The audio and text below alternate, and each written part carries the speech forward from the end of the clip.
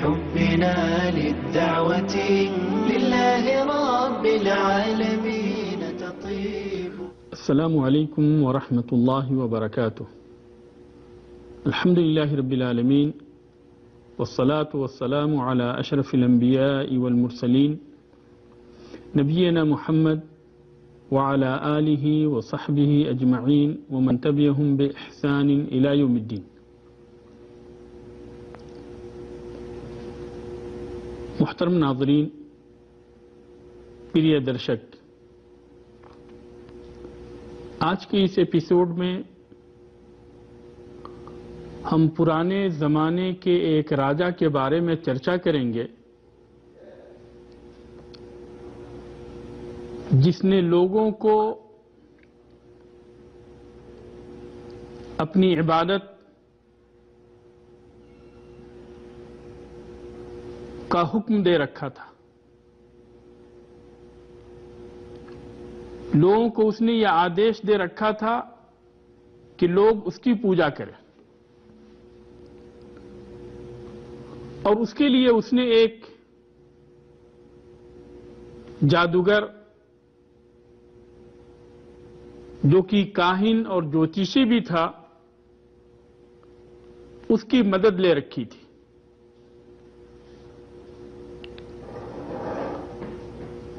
لوگوں کے اندرونی جو حالات ہوتے تھے اس کے بارے میں ان کو بتاتا. لوگوں کو تعجب ہوتا، وہ آشچرے کرتے کہ کیسے راجا کو ان ساری چیزوں کے بارے میں پتا ہے،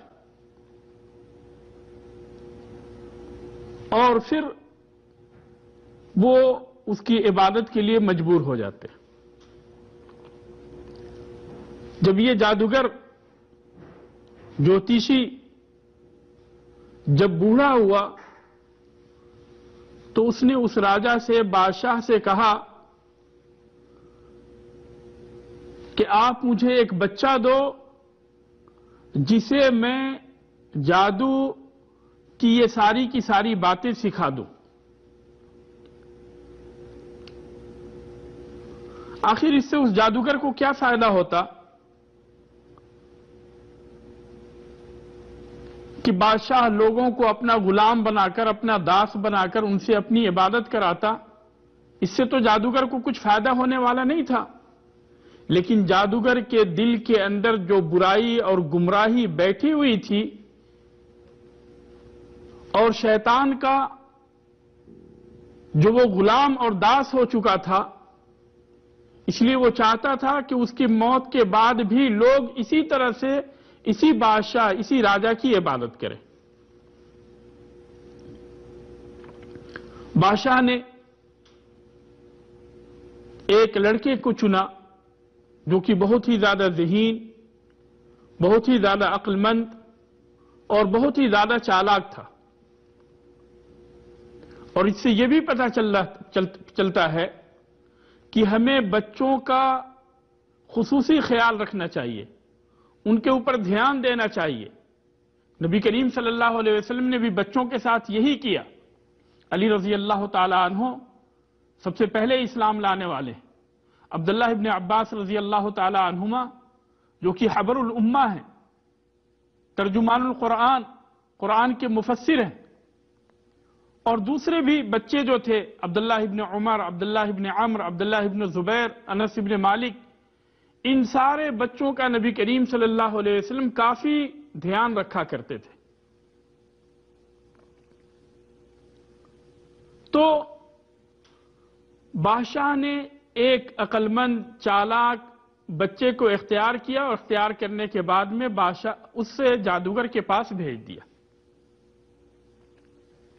وہ بچہ جادوگر کے پاس جانے لگا اور اس سے جادو اور کہانت کی، جوتیشی سے کے بارے میں جو چیزیں ہوتی تھی وہ ساری کی ساری چیزیں سیکھنے لگا کہ کس طریقے سے جنوں کو، شیطانوں کو اپنے قبضہ میں رکھیں اور کس طریقے سے ان کو استعمال کر کے لوگوں کے اوپر اپنی حکومت کو قائم رکھیں.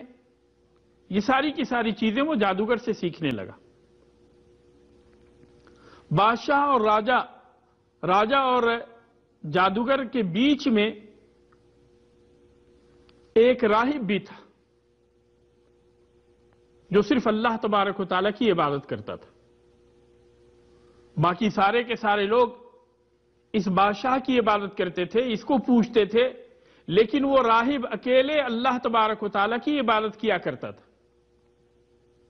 اس بچے کو تعجب ہوا کہ یہ آدمی اکیلا اس جگہ پہ کیا کرتا ہے. وہ اس کے پاس گیا, جا کے ملا, تو ملنے کے بعد میں اس نے دیکھا کہ یہ پوجا کے اندر لگا رہتا, نماز پڑھتا رہتا, اللہ تعالیٰ کی عبادت کرتا رہتا. اس نے پوچھا کہ آپ یہ کیا کرتے ہو؟ تو اس نے کہا کہ ہم رب کی عبادت کرتے. اب اس بچے کو اور پورے علاقے کے لوگوں کو, سارے لوگوں کو صرف اتنا ہی پتا تھا, سارے کے سارے پرجا کو اتنا ہی پتا تھا کہ ہمارا رب, ہمارا پربھو تو یہی بادشاہ ہے. تو اس بچے نے کہا کہ کیا اس راجا کی عبادت کرتے ہو, اس کے پوجے میں لگے رہتے ہو؟ تو راہب نے کہا کہ نہیں, ہم اس کی عبادت کرتے ہیں جو کہ ہمارا رب ہے, جو آپ کا رب ہے, اور جو اس راجا اور بادشاہ کا بھی رب ہے. ہم اس رب کی عبادت کرتے ہیں, اس پربھو کی عبادت کرتے ہیں. یہ سن کر بچے کو کافی تعجب ہوا, اور پھر وہ اس کے پاس بیٹھ کر, راہب کے پاس بیٹھ کر اس کی باتیں سننے لگا. اور اب اس نے یہ طریقہ اختیار کیا کہ جب بھی وہ جادوگر کے پاس جاتا تو پہلے آ کر راہب کے پاس بیٹھتا اور اس سے دین کی باتیں سیکھتا, توحید کی باتیں سیکھتا, اور پھر اس کے بعد میں جادوگر کے پاس جاتا اور اس سے جادو کی باتیں سیکھتا. واپسی میں بھی راہب کے پاس آتا, آ کر اس سے دین کی باتیں سیکھتا, پھر اس کے بعد میں اپنے گھر واپس لوٹتا. لیکن جب دونوں طرف لیٹ ہونے لگی تو بچے کو مار پڑی, ادھر جادوگر سے بھی اور ادھر گھر والوں سے بھی. اب اس بچے نے آ کر جادوگر کو, راہب کو بتایا کہ ہمارے ساتھ یہ پرابلم ہے, ہم جادوگر کے پاس لیٹ پہنچتے ہیں تو وہاں ہمیں مار پڑتی ہے, گھر لیٹ پہنچتے ہیں تو گھر پہ مار پڑتی ہے. جادوگر نے بتایا کہ ایسا کرنا کہ یہ راہب نے بتایا کہ ایسا کرنا, اگر جادوگر پوچھے کہ لیٹ کیوں ہوئے تو بتانا کہ گھر والوں نے روک لیا, اور اگر گھر والے پوچھیں کہ لیٹ کیوں ہوئے تو بتانا کہ جادوگر نے روک لیا تھا. اس طریقے سے جو ہے معاملہ حل ہو جائے گا اور مار کھانے سے بچ جاؤ گے. ایسا نہیں تھا کہ اس نے جھوٹ کی تعلیم دی, جھوٹ سکھایا, جھوٹ بولنے پہ اس کو مجبور کیا, بلکہ ایسا اس لیے کیا تاکہ دین کو سیکھنے کے لیے, اللہ تبارک و تعالیٰ کے دھرم کو سیکھنے کے لیے اور حقیقی معبود کو جاننے کے لیے, حقیقی اپاسیہ کو جاننے کے لیے بچہ اس مصلحت کو اختیار کرے تاکہ مار کھانے سے بچ جائے. بہرحال اس نے ایسا ہی کیا, اور ادھر راہب کے پاس آتا, اس سے دین کے بارے میں جانکاری لیتا, دھرم کے بارے میں جانکاری لیتا, اللہ تبارک و تعالیٰ کے بارے میں گیان لیتا. پھر اس کے بعد جادوگر کے پاس جاتا, جادو کی باتیں سیکھتا. لیکن اس کو پتہ چلنے لگا کہ یہ جادوگر کی باتیں جو ہے ساری کی ساری غلط ہیں, اور جو راہب اللہ کے بارے میں, ایشور کے بارے میں جو گیان دے رہا ہے, اس کا گیان صحیح. ایک دن کا واقعہ ہے کہ جادوگر کے پاس وہ جا رہا تھا کہ راستے میں اس نے ایک بہت بڑے جانور کو دیکھا جس نے لوگوں کا راستہ بند کر رکھا تھا. سارے کے سارے لوگ پریشان تھے, کوئی ادھر سے ادھر نہیں جا پا رہا تھا. اب اس نے سوچا کہ یہ اچھا موقع ہے کہ آج میں یہ معلوم کر لوں کہ راہب کی باتیں زیادہ اچھی ہیں یا جادوگر کی باتیں زیادہ اچھی ہیں. معلوم کرنے کے لیے جو اس نے طریقہ اپنایا وہ طریقہ یہ تھا کہ ایک پتھر اٹھایا, اور پتھر اٹھانے کے بعد میں کہا کہ اللہم ان کان امر الراہب احب الیک من امر الساحر فاقتل هذه الدابہ, کہ اللہ تبارک و تعالیٰ اگر تمہارے نزدیک راہب کا معاملہ اس جادوگر کے معاملے سے زیادہ بہتر ہے تو اس جانور کو مار دے, ختم کر دے. اور پھر اس نے جو ہے ایک پتھر اٹھایا اور پتھر اٹھا کر اس جانور کے اوپر مارا, یہ دعا کر کے مارا, اور وہ جانور وہیں پہ مر گیا. اب اس کو یقین ہو گیا کہ جادوگر کی باتیں جو ہے غلط ہیں، اور اس راہب کی باتیں اللہ کے بارے میں جو ہمیں گیان دے رہا ہے، ایشور کے بارے میں جو گیان دے رہا ہے کہ صرف ایشور کی پوجا ہونی چاہیے، صرف اللہ تبارک و تعالیٰ کی عبادت ہونی چاہیے، اللہ تعالیٰ کی عبادت کے اندر کسی کو بھی سماویش نہیں کر سکتے، اس کے اندر کسی کو شریک نہیں ٹھہرا سکتے، بلکہ عبادت صرف اللہ تبارک و تعالیٰ کی ہونی چاہیے، یہی باتیں صحیح ہیں۔ اب اس کو یقین ہو گیا، اور دوسرے دن جب راہب کے پاس آیا تو آ کر اس نے بتایا کہ آپ کی بات جو ہے یہ زیادہ پسندیدہ ہے، زیادہ بہتر ہے، اور اس جادوگر کی بات بہتر نہیں۔ کہا کہ کیسے پتا چلا؟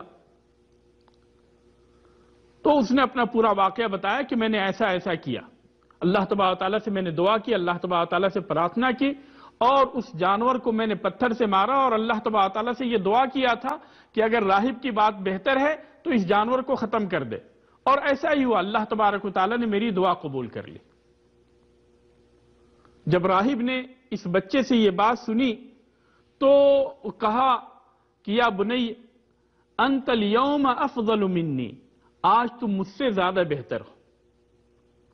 اور پھر اس کو یہ اندازہ ہو گیا کہ اللہ تبارک و تعالیٰ اس بچے کو بے شمار فضیلتوں سے نوازے گا، اور یہ بچہ جو ہے کافی مشہور ہوگا۔ تو اس راہب نے بچے کو کہا کہ دیکھو ایسا ہے کہ جب تم چاروں طرف مشہور ہو جاؤ تو میرے بارے میں کسی کو نہیں بتانا، اس لیے کہ تمہاری آزمائش ہوگی، جب تم مشہور ہوگے تو تمہاری آزمائش ہوگی، تمہارا امتحان ہوگا، تمہارا ایگزام ہوگا، تو پھر ایسی صورت میں میرے بارے میں کسی کو بھی مت بتانا۔ ایسا ہی ہوا، لیکن اس وقت اس بچے نے پوچھا کہ کیا یہ لوگ میری آزمائش بھی کریں گے، مجھے ستائیں گے بھی، میرے اوپر ظلم بھی کریں گے، انیائے بھی کریں گے؟ تو اس نے کہا کہ ہاں تمہاری آزمائش ہوگی، اور ایسا سبوں کے ساتھ ہوتا ہے۔ خود نبی کریم صلی اللہ علیہ وسلم کی زندگی میں دیکھیں کہ جب نبی کریم صلی اللہ علیہ وسلم کے اوپر وحی نازل ہوئی شروع میں، اور خدیجہ رضی اللہ تعالی عنہ ان کو لے کر اپنے کزن ورقہ ابن نوفل کے پاس گئیں، تو ورقہ ابن نوفل نے نبی کریم صلی اللہ علیہ وسلم کی باتیں سننے کے بعد ان کو بتایا کہ آپ کی قوم آپ کو یہاں سے نکال دیں گے، اور کاش میں اس وقت جوان ہوتا تو میں آپ کی مدد کرتا۔ نبی کریم صلی اللہ علیہ وسلم کو تعجب ہوا، اور پوچھا آپ نے او مخرجیہم، کہ کیا وہ مجھے نکال دیں گے؟ تو ورقہ ابن نوفل نے کہا کہ جو بھی آپ کی طرف سے حق کی باتیں لے کر آئے آپ سے پہلے، سبوں کے ساتھ یہی ہوا، ان کو ستایا گیا، ان کے اوپر ظلم و زیادتی ہوئی، ان کے اوپر انیائے ہوا۔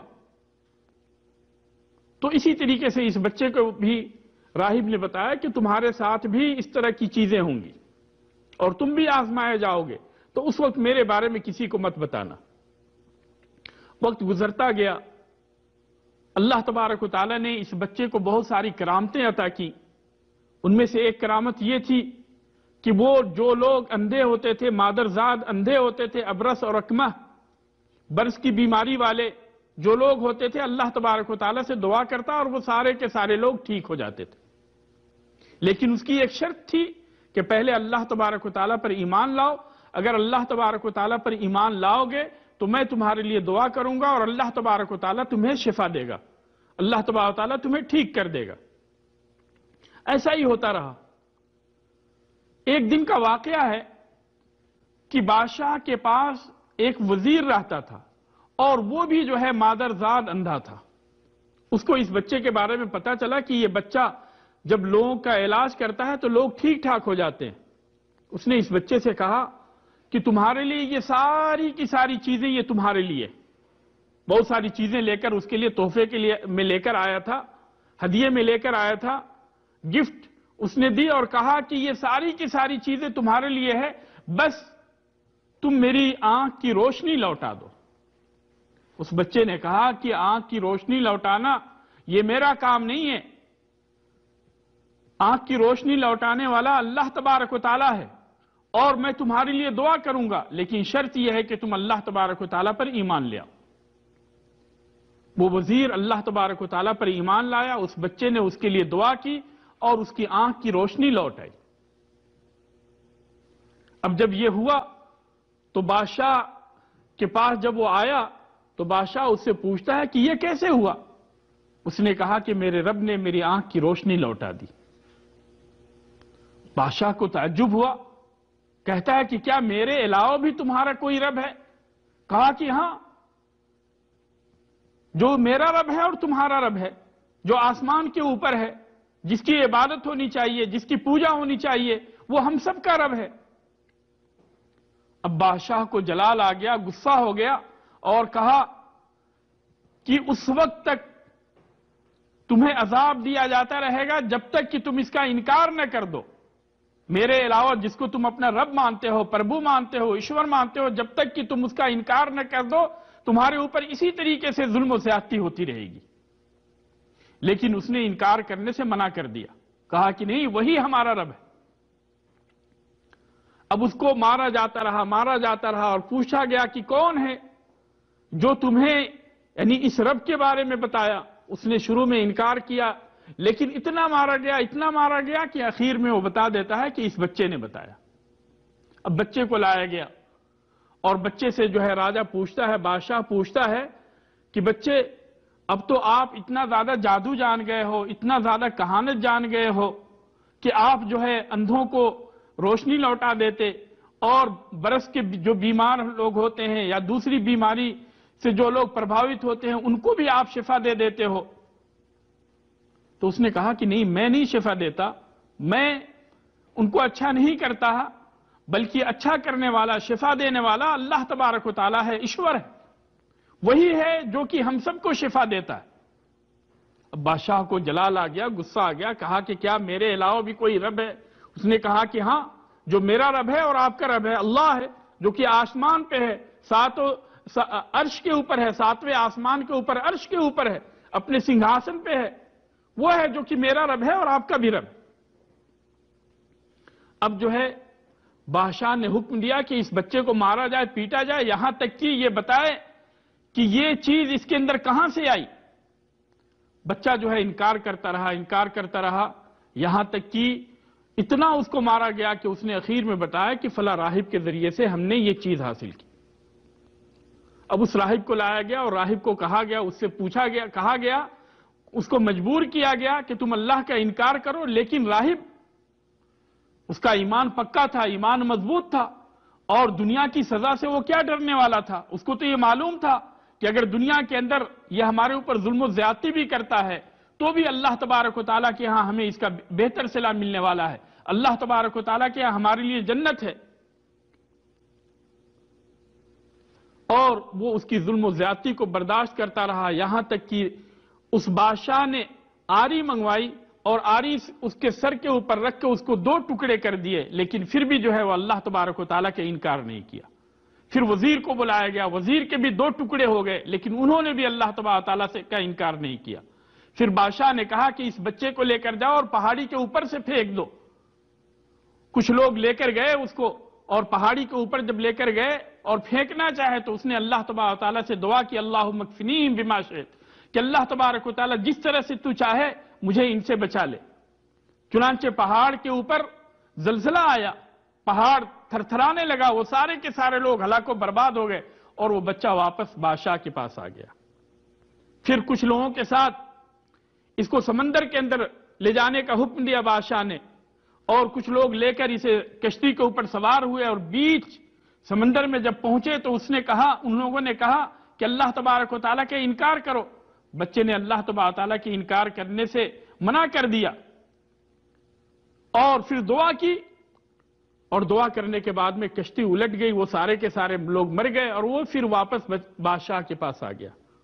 بادشاہ پریشان تھا کہ یہ ہو کیا رہا۔ اس نے کہا کہ اگر تم مجھے مارنا چاہتے ہو تو ایک ہی طریقہ ہے، وہ طریقہ یہ ہے کہ میرے ترکش سے تیر نکالو، اور تیر نکالنے کے بعد میں اس کو کمان پہ رکھو اور یہ دعا پڑھو، بسم اللہ رب الغلام، اور پھر میرے اوپر تیر چلاؤ، جب وہ تیر مجھے لگے گا تو پھر اس کے بعد میں میری موت ہو جائے گی۔ بادشاہ نے ایسے ہی کیا، اس کے ترکش سے تیر نکالی، اور تیر نکالنے کے بعد میں کمان پہ رکھ کے اس کے اوپر چلائی، اور اس طریقے سے اس بچے کی موت ہو گئی۔ لیکن موت جو ہونا تھا، سارے کے سارے لوگ جو کہ وہاں پہ اکٹھے تھے، سب کے سب اللہ تبارک و تعالیٰ پر ایمان لائے اور کہے کہ ہم اس بچے کے رب کے اوپر ہم ایمان لاتے ہیں۔ اب بادشاہ جس چیز سے ڈر رہا تھا کہ لوگ ہماری عبادت کا انکار نہ کر دیں، اب یہاں پہ سارے کے سارے لوگ اس کے خلاف ہو گئے اور ایک اللہ تبارک و تعالیٰ کے اوپر ایمان لیا۔ اب بادشاہ نے اور بادشاہ کے جو حواری مواری تھے، بادشاہ کے جو وزیر تھے، جو اس کے ساتھ دینے والے تھے، انہوں نے آپس میں مشورہ کیا اور مشورہ کرنے کے بعد میں ایک خندق کھودی اور خندق کھودنے کے بعد میں اس کے اندر آگ دہکائی اور آگ دہکانے کے بعد میں لوگوں کو وہاں پہ جمع کیا گیا، اکٹھا کیا گیا۔ اکٹھا کیے جانے کے بعد لوگوں سے کہا گیا کہ اللہ تبارک و تعالیٰ کا انکار کرو، لیکن لوگ اللہ تبارک و تعالیٰ کے انکار سے باز آئے۔ انہوں نے کہا کہ کیسے ہم اللہ تبارک و تعالیٰ کا انکار کر سکتے ہیں جو کہ ہمارا رب ہے، ہم سب کا رب ہے، جس نے آسمان و زمین کو بتایا، جس نے یہ دھرتی بنائی اور اس دھرتی کے اندر جتنی بھی چیزیں ہیں، آسمان و زمین کے اندر جتنی بھی چیزیں ہیں، ان ساری چیزوں کو بنانے والا جو اللہ ہے، اس اللہ کا ہم انکار کیسے کریں؟ ہم اس کی عبادت کو چھوڑ کر تمہاری عبادت کیسے کریں؟ ہم اس کی عبادت کو چھوڑ کر دیوی دیوتاؤں کی عبادت کیسے کریں؟ مورتیوں کی عبادت کیسے کریں؟ مزاروں پہ سجدے کیسے کریں؟ وہاں پہ چادر کیسے چڑھائیں؟ ایسا ہو ہی نہیں سکتا۔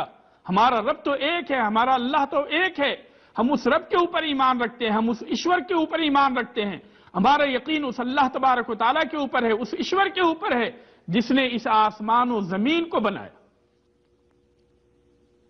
وہ لوگ اللہ تبارک و تعالیٰ کے اوپر ایمان کے اوپر جمے رہے اور بادشاہ کی سختی، بادشاہ کا ڈر، یہ جو آگ اس نے جلائی تھی، اس آگ کے ڈر نے انہیں اللہ تبارک و تعالیٰ سے دور نہیں ہونے دیا، بلکہ انہوں نے صبر کیا اور بادشاہ کی ظلم و زیادتی کو برداشت کیا، بادشاہ کے انیائے کو برداشت کیا اور اپنے دین کے اوپر جمے رہے، دین سے ذرہ برابر بھی ڈگمگائے نہیں، ان کا قدم ڈگمگایا نہیں، بلکہ وہ دین کے اوپر ثابت قدم رہے۔ بادشاہ نے یہ حکم دیا کہ آگ جلاؤ، آگ جلانے کے بعد میں جو بھی انکار کرتا ہے ان سبوں کو اس کے اندر ڈال دو۔ چنانچہ سارے لوگوں کو اس آگ کے اندر ڈال دیا گیا، یہاں تک کہ ایک عورت آتی ہے، اس کے گود میں ایک بچہ ہوتا ہے اور اب وہاں پہ جو ہے وہ ڈگمگا جاتی ہے کہ اس آگ کے اندر کودے یا نہیں کودے۔ اس وقت اللہ تبارک و تعالیٰ نے اس بچے کو بلوایا اور اس بچے نے کہا کہ ماں تم حق پر ہو اور تم اس کے اندر کود جاؤ۔ چنانچہ وہ بچے کو لے کر اس آگ کے اندر کود گئی۔ تو اس طریقے سے ان ظالموں نے مومنوں کے ساتھ جو بھی ظلم و زیادتی کی تھی، ان ساری ظلم و زیادتی کو انہوں نے دیکھا، لیکن اللہ تبارک و تعالیٰ نے دنیا کی آگ کے اندر تو وہ جلے، لیکن ان کو اللہ تبارک و تعالیٰ نے جنت کے اندر استقبال کیا۔ اللہ تبارک و تعالیٰ سے دعا ہے کہ اللہ تبارک و تعالیٰ جب تک ہمیں دنیا کے اندر رکھے، اسلام پہ رکھے اور دین کے اوپر رکھے، جب ہمیں وفات دے تو اسلام کے اوپر وفات دے، دین کے اوپر وفات دے۔ اللہ تبارک و تعالیٰ سے دعا ہے کہ اللہ تبارک و تعالیٰ ہمارا خاتمہ بالخیر کرے۔ آمین وآخر دعوانا الحمدللہ رب العالمین والسلام علیکم ورحمۃ اللہ وبرکاتہ۔ طيب الحياة بحبنا للدعوة لله رب العالمين تطيب، أسعد قلوبا بالهداية والتقى، ونر طريقي كي أراه يطيب.